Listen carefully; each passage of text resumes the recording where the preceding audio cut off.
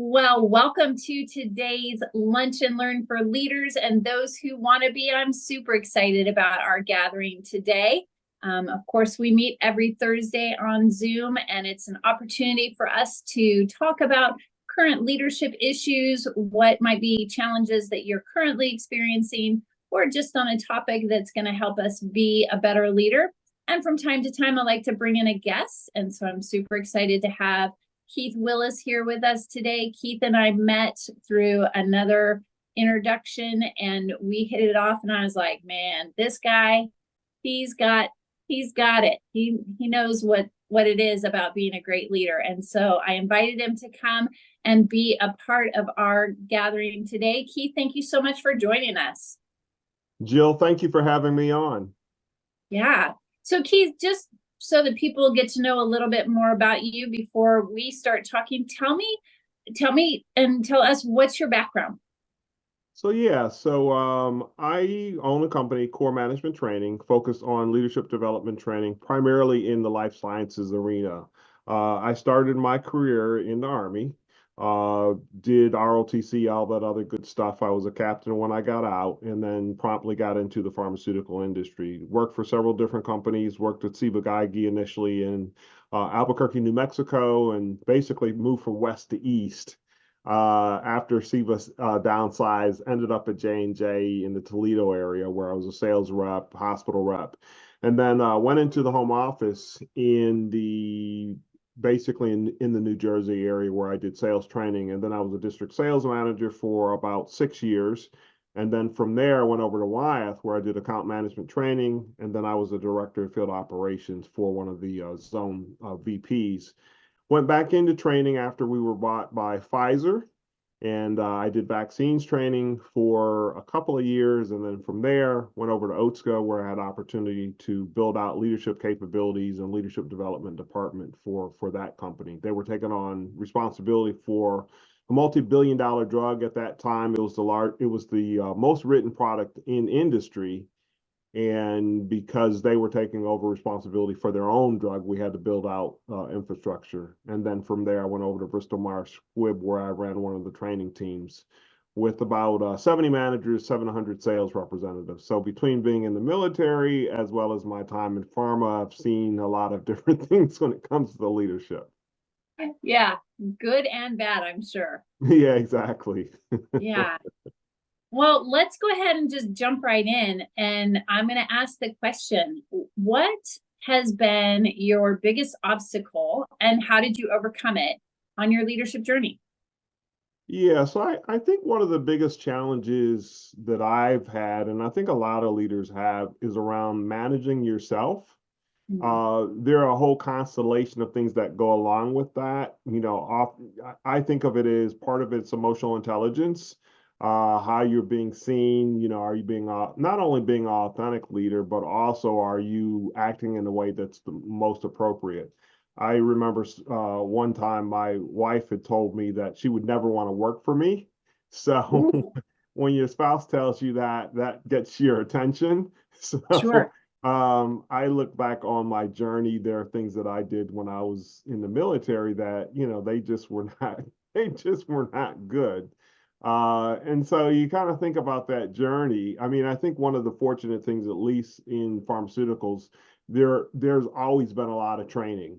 And so learning how to do certain types of things. So there are certain leadership things that I did well, innovation, doing things differently, some cases, being one-on-one, those type of things. But I think as you begin to mature, as you get older and reflect upon your behaviors and things that get in the way of being the most effective leader, they can really make a big difference. So for me, that was probably, I would probably say, the biggest obstacle. And I think a lot of people have that obstacle because in your mind, you're doing all the right things. So as a sales manager, you live and die by the numbers. Well, Sure. you got to be the one that's calm, cool, and collected, even though you may feel that anxiety. So people pick up on your anxiety. They pick up on the challenges and issues that you have. And so your team becomes a reflection of you. So building those type of skill sets, you become more effective at being able to manage people more effectively. So over the Yeah. years, I was able to do that. I do know one tool that helped me out significantly was embracing strength finders. Yeah. I'd always been, I've been part of it's my personality, could be overly critical, but Yeah. beginning to understand how to manage people from a strengths perspective really made all the difference in the world. Now, I wish I could tell you that I read Break All the Rules by Marcus Buckingham, so that was the book kind of turned the corner. But I wouldn't say that it was all of a sudden. It was one of those things where it's like, oh, those are some good concepts. Started to apply them, and I think that's the other thing. A lot of times in your leadership journey, there's kind of a trial and error part of that, and you try some things and then you get away from it and then you try it again. So you have to keep on trying and keep on growing. So when I became a manager working in the home office within training teams, I found that utilizing strengths really made a big difference. I was able to get people promoted. I turned my training team over twice because of utilizing strengths and really begin to understand who I was and how to utilize my best strengths to get the best out of my people and help them do the same thing. So those are a couple of ways that I overcame one of those obstacles. But I do think that managing yourself is one of those things that's easy to I don't know if avoid is the right word. I think it's part of it's a level of self-awareness. Yeah. It's also getting feedback and being open to receiving the feedback that you receive. Because a lot of times we can get upset when we hear certain things, or lack of acceptance might be a better word. So sometimes you are good at acknowledging it, but not really good at accepting that's the feedback that you received. And there's some skills that you need to be better at. Yeah. That's so good. Oh, there's so many thoughts and so many ideas in my head. It's so, I was actually just talking with a friend of mine about this morning. Both he and I come from the pastor world and really got into coaching because there was an opportunity. My particular denomination was looking for people who would get certified as coaches so that then they could go out and coach pastors. Well, we got certified. It was phenomenal. We were super excited. And all the pastors were like, we don't want your help. We don't need you. And finding that it's kind of the same thing now. Like, as I'm building a coaching business, going out and meeting with people and finding out what's going on with their company, they're like, oh yeah, what you're doing, it's so important, but they then don't engage and don't want the service because what I think is there's this fear that they're going to discover that they're the problem. And I just want to tell them, I was like, I think I'm going to work on figuring out how to include this in the conversation. You are the problem. You are the problem. Have the self-awareness to recognize you are the problem and you can grow. So self-awareness and having that growth mindset is so important. Oh, definitely. Yeah. How are you finding that you're able to take your knowledge of the importance of self-awareness and then bring that to the leaders and the people that you're working with today? I think part of it is being in their shoes. When you talk to clients and potential clients, it's letting them know that you're in the same journey. A lot of times in the pharmaceutical industry, somebody runs leadership development. So you've had some of the same conversations, issues, don't necessarily have a proverbial seat at the table. Some of the same challenges. So I think when I can be in somebody else's shoes, it gives them a level of confidence that we can kind of overcome that. And sometimes, they're in a position where they're working with people at different levels. So oftentimes in training roles, training can be the glue within an organization. People don't oftentimes see it that way. Sometimes they see themselves as order takers. And so it's trying to help them figure out, how do I begin to navigate through, the network, the internal networks, the external networks to do the things that need to be done. Yeah. So let's talk a little bit more about how self-awareness made you become a better leader. Coming from a military background, and I know that there's been a lot of change in the military, but still there's a lot of top-down leadership methodology in the military. And so you obviously learned how to invest in yourself as a leader, and then how to invest in others. What else did you do as far as, developing that self-awareness and then taking the information to become a better leader? So I guess I would start with a couple of things because I think at times when we talk about the military, to some degree, it is a misnomer that it is top down. It is and it isn't. It's not Okay. that much different than corporate in some ways. The best leaders that I encountered were those that use their influence, not necessarily their authority.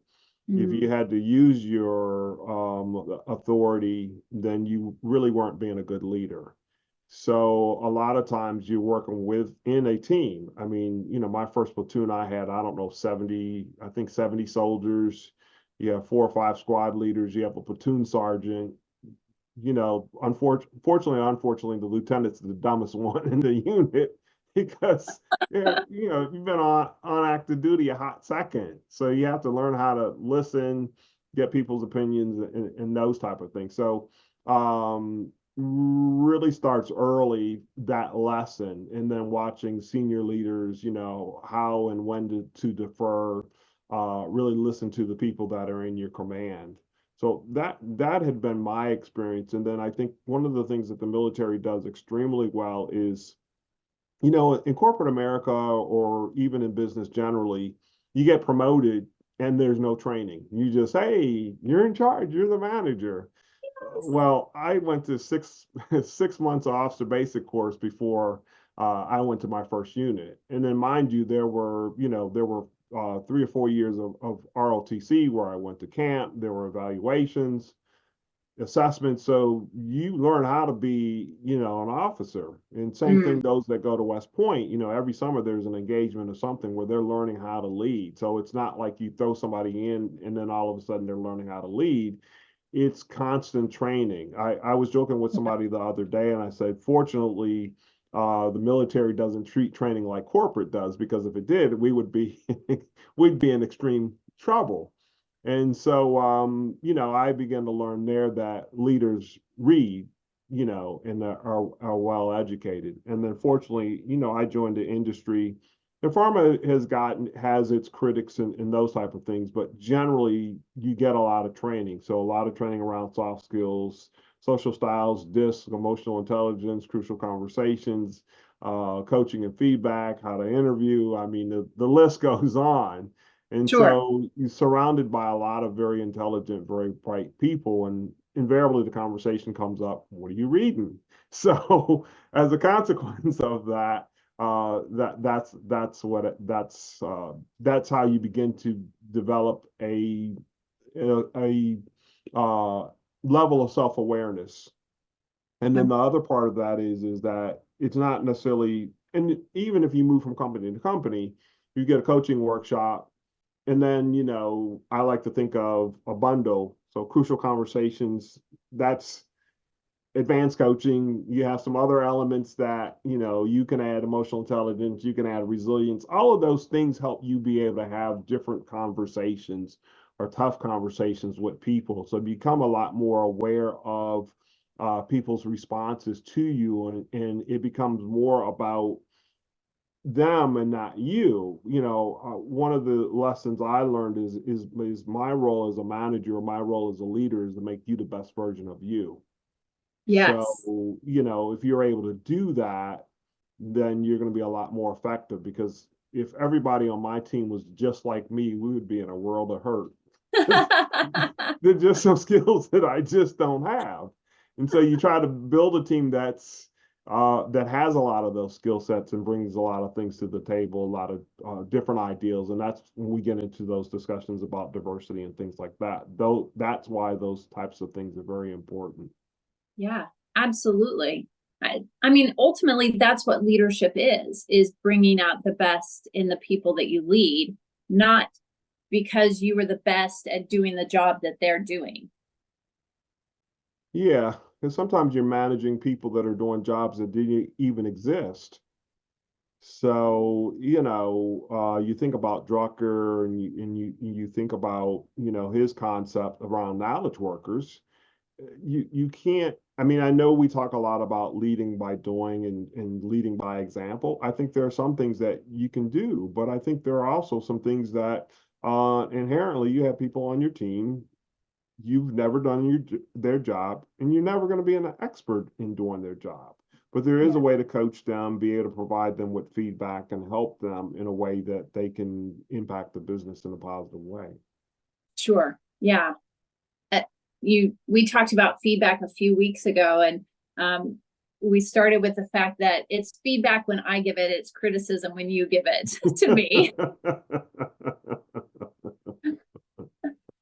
Yeah. How important, what is like, how do you set up your team and the people that you're training to be good leaders? How do you set them up to receive feedback in a positive way? um, I think for starters, you got to do early and often.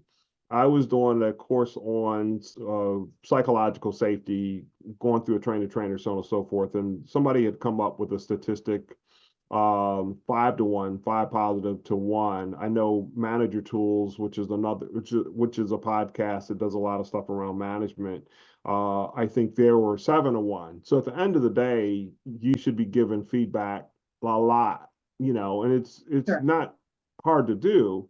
In Manager Tools, they have a comment that if you ask the question, can I give you some feedback? And somebody has that look on your face like, oh crap, then you're not giving enough feedback, because Right. mostly it should be positive. And then when you begin to give feedback, people will be looking for feedback. I mean, all you're doing is impacting people's behavior, and the behavior is what that's their performance over time. So if you're not Right. providing any feedback at all, you have no impact on their performance. And Yeah. and so, managers get confused between the difference between coaching and feedback. I mean, feedback really does not take that long, and it's not rocket science. It's just feedback. And most of the time it's positive. It's like you give a presentation, hey, you did a really good job. Here are the things that you did well. You think you might be able to change this, and this because, the impact that it had on the audience or whatever that is. And you can be walking down the hall and give feedback. It's people Right. make it a big deal. It's not a big deal. It's just feedback. Well, it became for a while, it became such a formalized thing. Like, oh, we've got to sit down. We only give feedback during our one-on-ones, and we schedule those. And it was just so like locked into a box that people lost the natural ability to be able to give feedback. Yeah, it's like you're working on a project. Um, there are always some elements that you struggle with. It's not any different than having a conversation with your boss about what you're doing, what you're trying to accomplish, and where the hot spots are and where you're frustrated. Have you thought Yeah. about X? Have you tried Yeah. this? Have you tried that? I mean, that's feedback. I mean, it's not a formal coaching session. All it is, hey, try this instead of that. Yeah. Well, it's conversation. It's working together. Exactly. And so why do we have to define it as being this thing that then becomes processed, that then it loses its impact and becomes just one more thing for somebody to check off a box? Yeah, exactly. Exactly. Yeah, it's so good. Um, oh, dang it, I had a question and just totally left my mind. That's the challenge of live recording. Does anybody else have any questions real quick while I'm trying to bring that question back to my mind? Yeah, this has been a great conversation. I really appreciate your perspective, Keith. Do you feel like there are any tools that maybe resemble filter of sort that you kind of, I don't know, put in front of the way, like how you give feedback and when you give feedback that have been really effective for you, like something you learned over time? Like, a good example would be like the sandwich method of, giving a compliment and then your feedback and then, Yeah, I'm not a but, sandwich fan. but something, like that, Yeah, so to speak. I cringe every time I see it in a deck. I do think models are good because they're tools. You only have one tool, you only have one tool. You have more than one tool, you have options. So I would start with that. I think there's a situational leadership. I think they have, that model. I think that model works well. I like the manager tools model because what it does is it presents it in a way that almost just like situational leadership tool, but the difference is that you ask if you can give somebody some feedback because sometimes it may not be the right time, so on and so forth. And if you create a culture of feedback, it gets to be simpler. And if most of the time that you're giving feedback, if you start with positive feedback, then people are going to begin to ask. And so if you create that environment, then it becomes easier. When people don't give feedback, then it becomes a big deal. And I think that's the challenge, is to really focus on that. And the same thing with coaching. I think coaching models are good because it's a model. The models vary, they're not that much different, but beginning to start with a model because the easy coaching is easy. Where it becomes really important is when you need to have those important conversations. Doing things like the other part of that is when you do things like one-on-ones, staff meetings, and those type of things. The reason that you do a one-on-one is not really for the update. It's to build a professional relationship because at some point you're going to have a conversation. I won't say goes south, but you need to move somebody in a different direction. And so in some cases that could be career changing. I remember somebody that was on my team, they were from another country. And so in their country, their culture was it's in your face. And so when they would engage with people, if they were getting in the way of a project, so on and so forth, it would be this conflict. And it would be conflict that was not seen in a positive way. And so having that conversation was an important conversation, but being able to have a model and starting as a starting point because it was a crucial conversation. So I probably used some crucial conversation pieces. I used some other pieces from other models that I had learned, and you put all of those things together. It didn't change the fact that there were tears, and there were some emotional there were some emotional challenges during that conversation. But when people come back later, years later, and thank you for that conversation, then the models work, and that's the beauty of using these type of models as a starting point. And I would even argue that yes, I don't like the sandwich, but I would say that using the sandwich would be better than not having. Let's say you never given feedback before and you don't know what to do, and you've got a model to rely upon. I think it's a starting point. I think using some tools is most times better than using no tools at all because it gives you a starting point and then you learn other stuff that you can add in and then you can pick and choose. There are coaching models I learned probably 20 years ago where there was this thing called the congruency model, for example.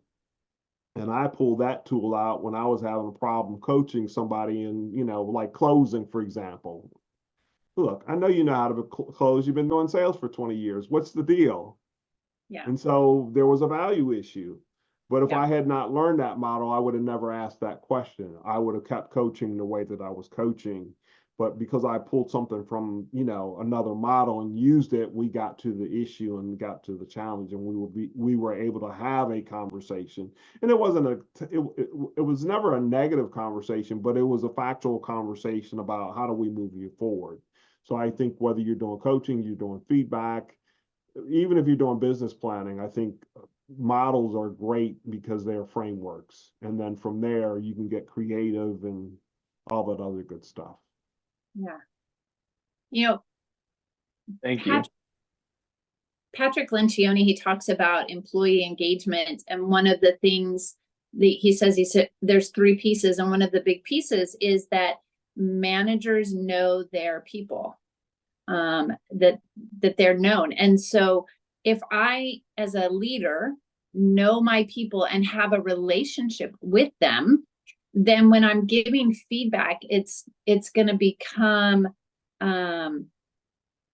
it's going to become more conversational, to where you're not like, okay, did I gave a positive, here's the negative, another positive. Like it just flows so naturally out of the conversations that you're having, and it's received better, for one. I mean, there's times where we just have to give what people would call negative feedback. We have to coach people onto being the best version of themselves. You talked about that earlier, that bringing out the best in people. So if we have a relationship with them, they know that we're not doing it to be mean. We're not doing it to be heavy-handed, but we're doing it because we want to see them be successful, because when they're successful, the company is successful.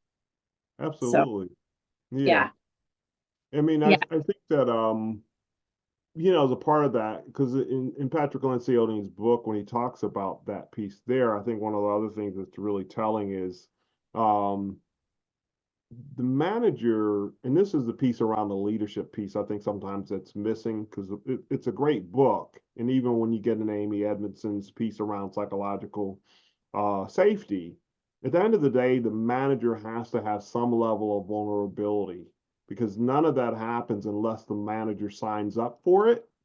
Right. So it's willing to have the conversation, really get to know people, and for the people to get to know them also. Right. One